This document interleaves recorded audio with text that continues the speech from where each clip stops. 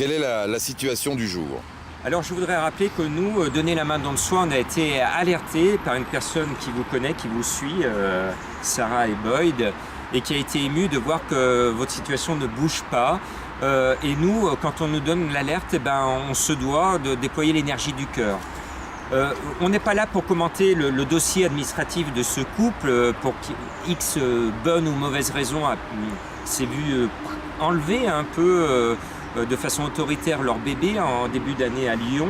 On n'est pas là pour commenter le dossier administratif, on est là pour alerter, donner au secours. Il n'est pas normal que ce couple d'Anglais qui ne parle pas français reste à Lyon. Et vous comprendrez que la maman, que le papa ne peuvent pas repartir chez eux en Angleterre sans leur bébé. C'est normal.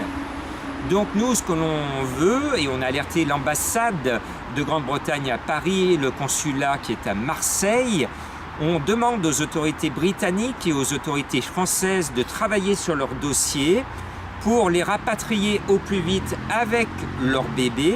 Et pour que ça marche bien, parce qu'il n'est pas question que ce couple de sans-abri à Lyon se retrouve sans-abri à Londres, nous on lance un appel aux chefs anglais et peut-être à nos chefs français.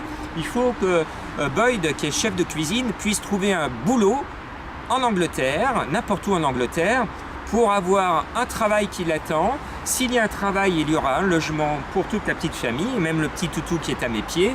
Et c'est ça que l'on veut. On veut leur donner une chance. S'ils n'aimaient pas leur bébé, ils ne se battraient pas depuis des mois pour le récupérer. Si c'était des mauvais parents, il y a longtemps qu'ils seraient partis, ils l'auraient abandonné et ils vivraient l'aventure parce qu'eux, ils veulent réussir dans la restauration dans le monde entier. Ils aimeraient aller prochainement, dans quelques années, notamment au Japon. Ils se sont plantés en Italie, on les a escroqués en Italie. Donc il faut qu'on les aide à rebondir. Donc merci de tout cœur. Et puis on cherche aussi, en attendant que les deux administrations françaises et anglaises se mettent d'accord, on va chercher une famille d'accueil. Dès que le temps va être un peu pourri, on va essayer de les extirper de leur toile de tente qui est juste derrière pour qu'ils vivent dans des conditions décentes. Et surtout, on va se battre pour qu'ils récupèrent leur bébé et que tout se passe mieux.